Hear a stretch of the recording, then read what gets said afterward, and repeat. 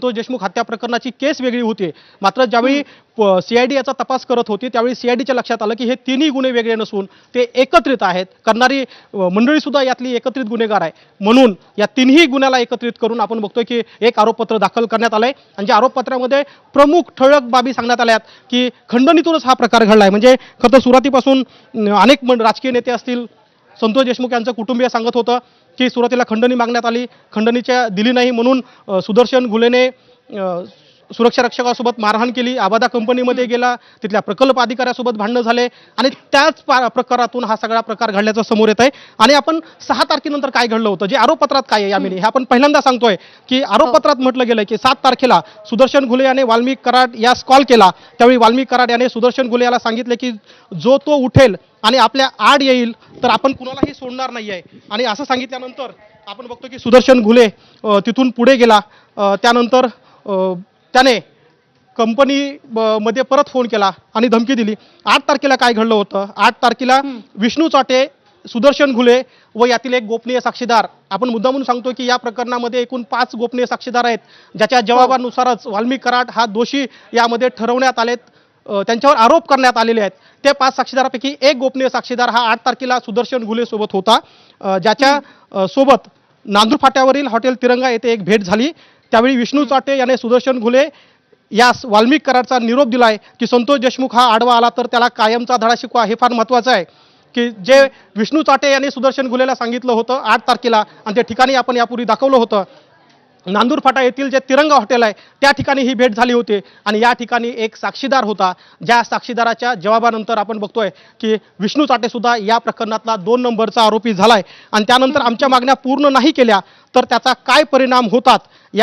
हा संदेश इतरांना द्या, हे फार महत्त्वाचं आहे की जर आमच्या कामामध्ये कुणी आडवा येत असेल, म्हणजे खंडणीच्या कामामध्ये जर कुणी आडवा येत असेल तर त्याचा काय होऊ शकतं हा संदेश आपल्याला इतरांना द्यायचा आहे। आणि म्हणून 8 तारखेचा ही जी घटना आहे ती महत्त्वाची आहे। ज्या हॉटेलवरती हा कट शिजला गेला, जिथे ठरलं गेलं होतं की संतोष देशमुख यांना मारहाण करायची, त्याचा पूर्वीची ही घटना आहे। आपण बघतो की 9 तारखेला काय झालं, 9 तारखेला दुपारी 3:22 सुदर्शन घुले, प्रतीक घुले, सुधीर सांगळे, कृष्णा आंधळे, जयराम चाटे, महेश केदार यांनी सरपंच संतोष देशमुख यांना उमरी टोल नाका येथे जात असलेली टाटा इंडिगो गाडी ही थांबवली आणि अडवून त्यांचं अपहरण केलं। अपहरण झाल्याचं चित्र आपण दाखवलं होतं की मसाजोगच्या जवळ केज आणि मसाजोगच्या मध्ये हा जो टोल नाका, या टोल नाक्यावरून अपहरण झालं होतं, ज्यामध्ये सुदर्शन घुलेची काळी स्कॉर्पिओ गाडी आपल्याला दिसते आणि याच गाडीतून संतोष देशमुख यांना चिंचोली टाकळी या ठिकाणी घेऊन जात असताना अमानुष मारहाण केली।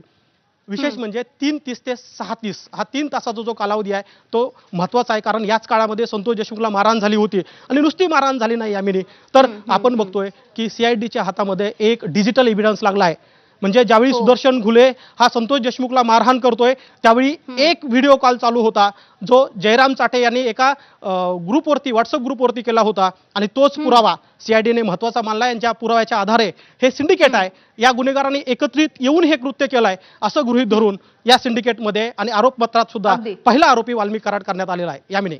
अगदी गोविंद, अनेक धागेदोरे आता आपल्याला सापडत आहेत। यापैकी आता या आरोपपत्रामध्ये आणखी एक महत्त्वाचा उल्लेख असलेला ते म्हणजे जसं तुम्ही सांगितलं आधी 3 वेगवेगळ्या पद्धतीचे गुन्हे आणि त्यानुसार तपास केला जात होता, मात्र आता खंडणी असेल, ॲट्रॉसिटी असेल आणि संतोष देशमुखांच्या हत्येचं प्रकरण, हे सगळे गुन्हे एकत्र करण्यात आलेले आहेत आणि एकत्रितपणे आता आरोपपत्रामध्ये याचा उल्लेख करण्यात आलाय। हे किती महत्त्वाचं असणार आहे पुढच्या तपासासाठी? यामिनी हे महत्त्वाचं यासाठी आहे कारण आपण पहिल्यांदा सांगितलं की खरं तर हे 3 वेगळी प्रकरणं होते आणि या तिन्ही प्रकरणाचे वेगवेगळे चार्जशीट म्हणजे आरोपपत्र दाखल व्हायला पाहिजे होते, मात्र CIDच्या तपासामध्ये हे तिन्ही घटना एका संगत असल्याच्या, एकमेकाला पूरक असल्याचं लक्षात आलं आणि त्यामुळं 29 तारखेला ज्यावेळी खंडणीचा प्रकार झाला, त्यानंतर 6 तारखेला मारहाणीचा प्रकार झाला, खंडणीचा गुन्हा वेगळा होता, मारहाणीच्या प्रकारामध्ये ॲट्रॉसिटी दाखल झाली होती आणि त्यानंतर आपण बघतो की 9 तारखेला संतोष देशमुख यांची हत्या झाली होती। या तिन्ही प्रकारामध्ये हे प्रकरण करणारे हे जे आरोपी आहेत ते एकत्रित आहेत,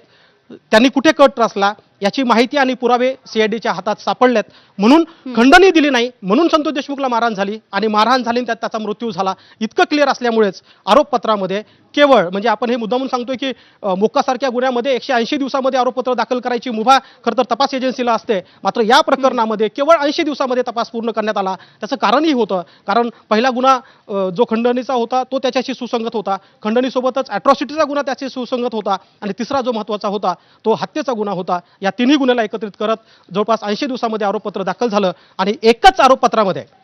म्हणजे आपण हे मुद्दामून सांगायचा प्रयत्न करतोय, जर 3 वेगळे गुन्हे काउंट केले गेले